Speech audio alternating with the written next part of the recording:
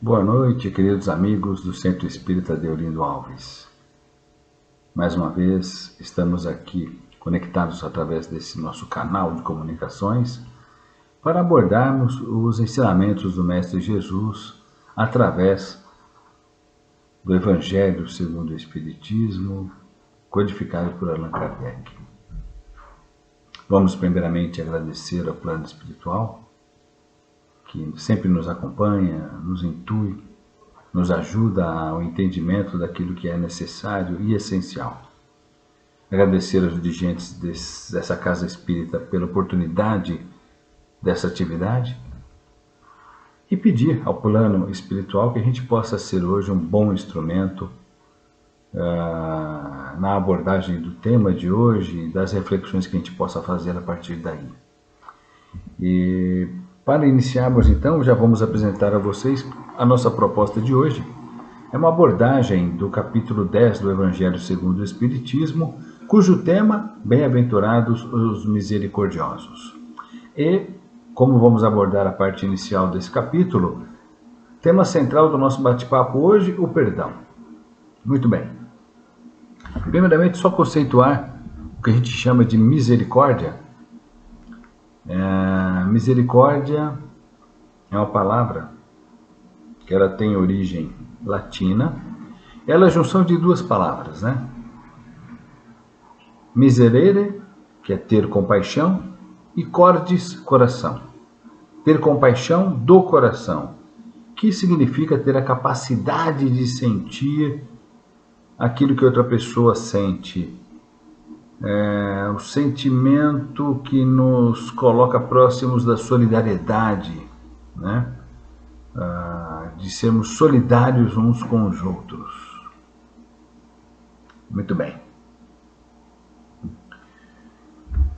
Na abertura do tema, então, como eu falei agora há pouco, o tema central será o perdão.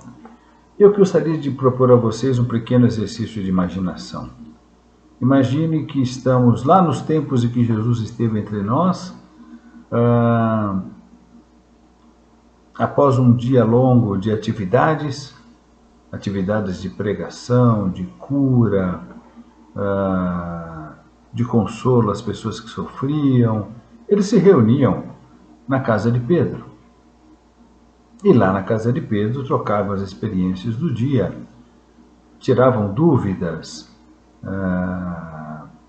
e o Mestre Jesus aproveitou todas as oportunidades que teve para transmitir seus ensinamentos. Então, numa dessas ocasiões, na casa de Pedro, o Mestre ia dizendo dessa forma: se o teu irmão pecar contra você, chame-o em reservado e busque o entendimento entre vocês dois. Se houver entendimento, ótimo. Significa que você ganhou o seu irmão. Nesse ponto da narrativa, Pedro se dirige ao mestre e pergunta assim: Mestre, quantas vezes eu tenho que perdoar a ofensa que recebo de um irmão? Seria, por acaso, mestre, 7 vezes? E Jesus, de maneira muito objetiva, respondeu: Querido Pedro, eu não lhe digo até 7 vezes, mas lhe digo até 70 vezes 7 vezes. Veja que aqui, nesse ensinamento do mestre, é um símbolo muito forte. Não é para a gente sair fazendo conta matemática. Quantas vezes o mestre orientou que nós perdoássemos uma ofensa? Bom, vou fazer a conta lá na calculadora, né? Não é esse o sentido do ensinamento do mestre. Aqui, o mestre quer dizer que nós devemos perdoar infinitas vezes, inúmeras vezes, incontáveis vezes as ofensas que recebemos. Ou seja, é para fazermos do perdão a nossa conduta diante daquilo que possa nos ofender. Não é para ficar fazendo conta de matemática, né? Muito bem. E por que isso?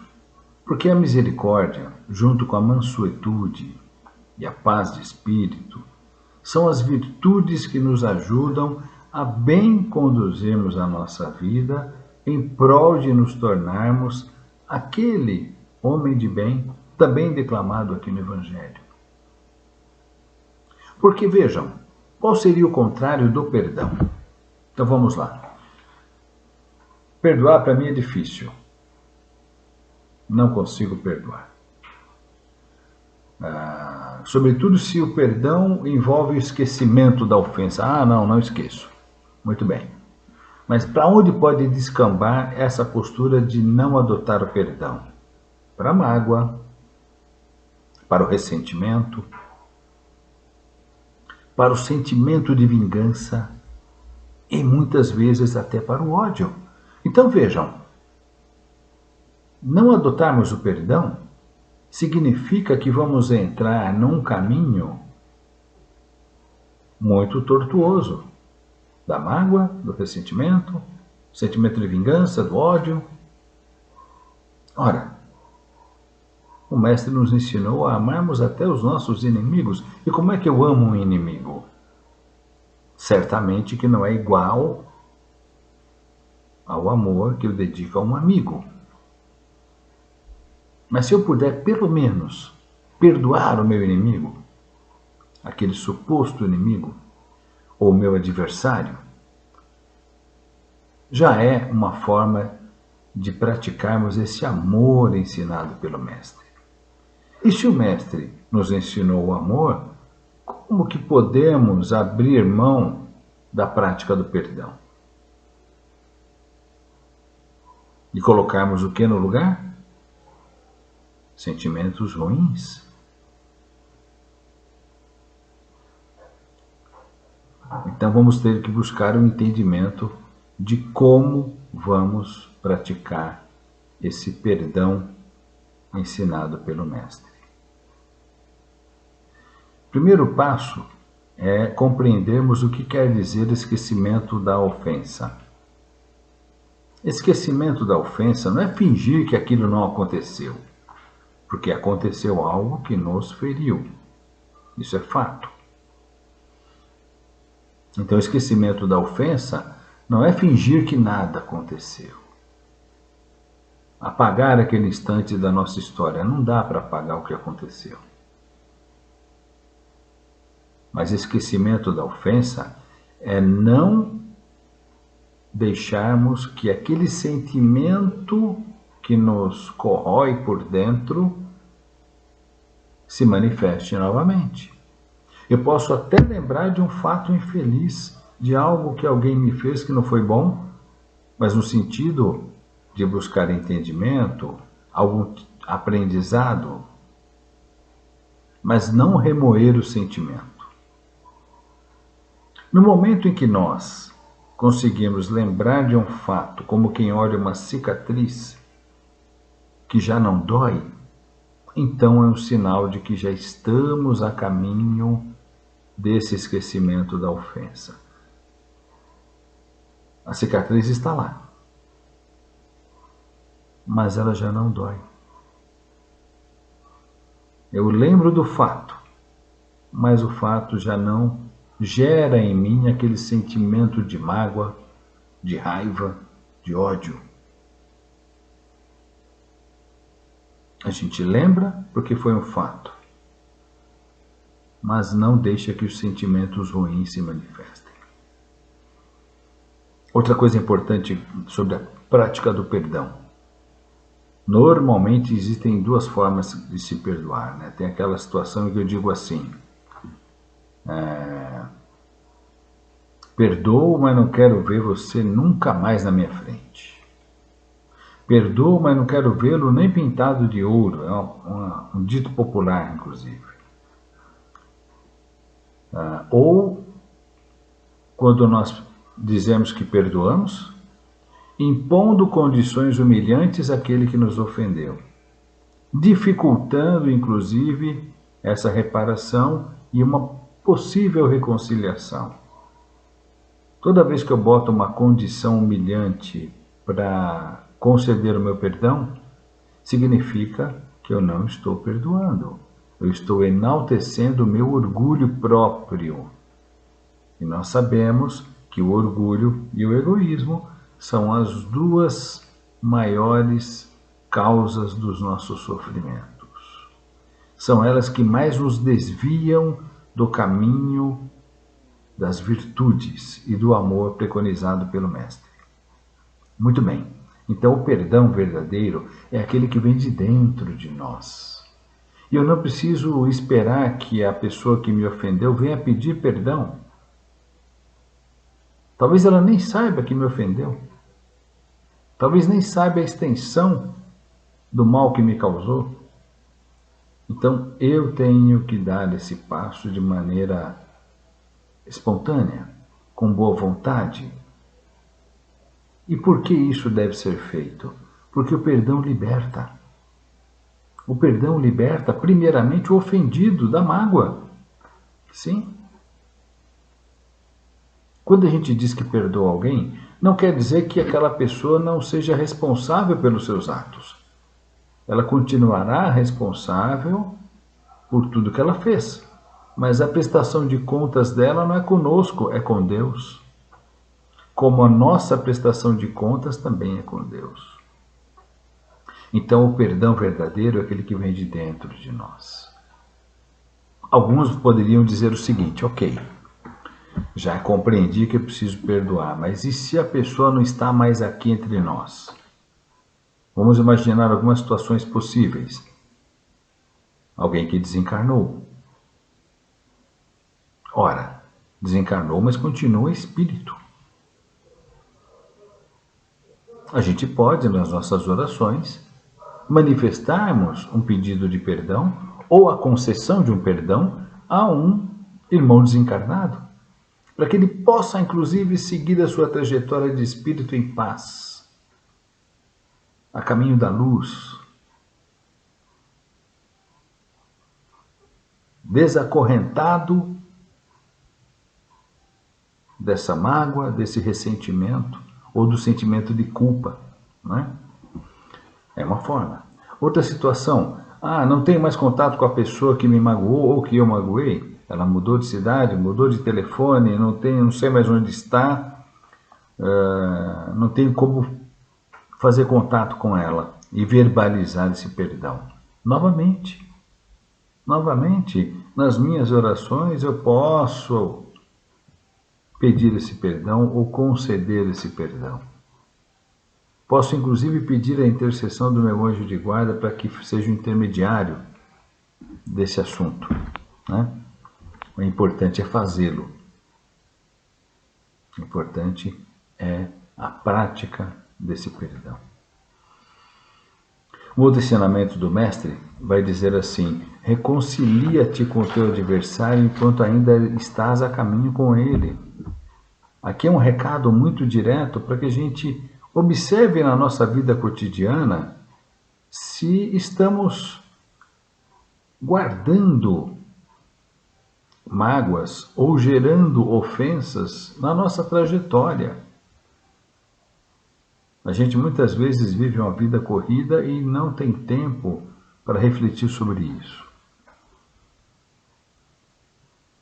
Quando nos deparamos, ou nos vemos magoados por situações mal compreendidas, ou magoamos alguém por uma atitude impensada nossa.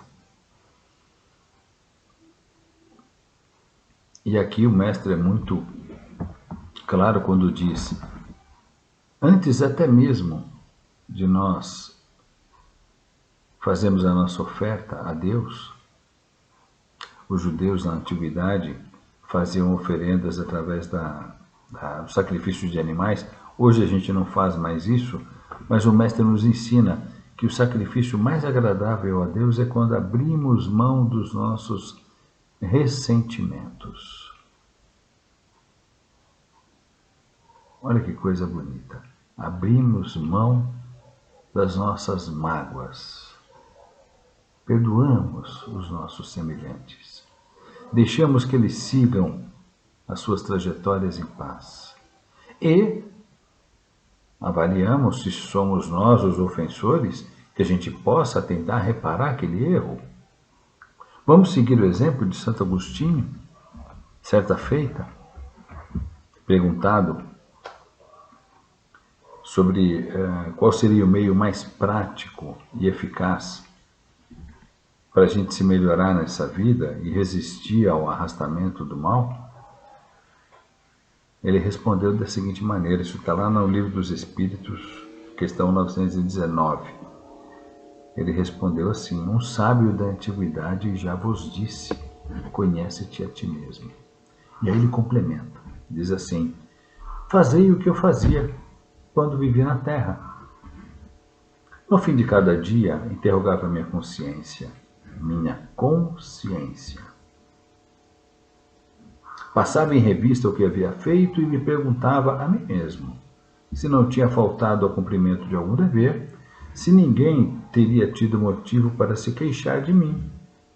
Foi assim que cheguei a me conhecer e a ver o que em mim necessitava de reforma. Aquele que toda noite lembrasse todas as ações do dia e se perguntasse o que fez de bem ou de mal, pedindo a Deus e ao seu anjo guardião que o esclarecesse, adquiriria uma grande força para se aperfeiçoar, porque, me acreditem, Deus o assistirá. Então vejam, por que é tão importante a prática do perdão? Ela é tão importante que o próprio Mestre Jesus coloca no enunciado da oração do Pai Nosso essa prática.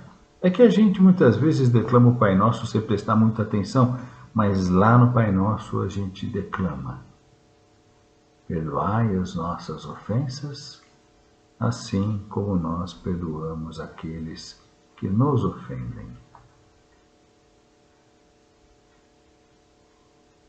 Vejam que o próprio Mestre já coloca dentro da oração do Pai Nosso esse exercício da prática do perdão. Daí a sua tamanha importância. Vamos lembrar sempre que o perdão nos liberta. Nos liberta do quê? Da mágoa, do ressentimento, da dor. E abre caminho dentro de nós para o perdão, para a autocura, para buscarmos entendimento e para o exercício da misericórdia, da compaixão, de compreendermos que, assim como um irmão nosso falhou conosco, nós também estamos suscetíveis a falhar, porque estamos todos a caminho da nossa evolução. Estamos todos gradativamente buscando a nossa melhoria. E ela é gradativa, mas ela é contínua, porque Deus assim o quer. Deus nos criou para essa evolução, para a busca das virtudes que nos coloquem no caminho de sermos o verdadeiro homem de bem. Então, meus amigos, vamos ficar por aqui nas nossas reflexões, lembrando desse exemplo de Santo Agostinho. Lembrem, questão 919 do Livro dos Espíritos. E que a gente possa, a cada dia, darmos mais um pequeno passo. Que todos fiquem bem, que todos estejam bem e que a gente possa se encontrar em breve. Uma boa noite a todos. Gratidão a Deus, ao Mestre Jesus e aquele a nossa despedida no Namastê.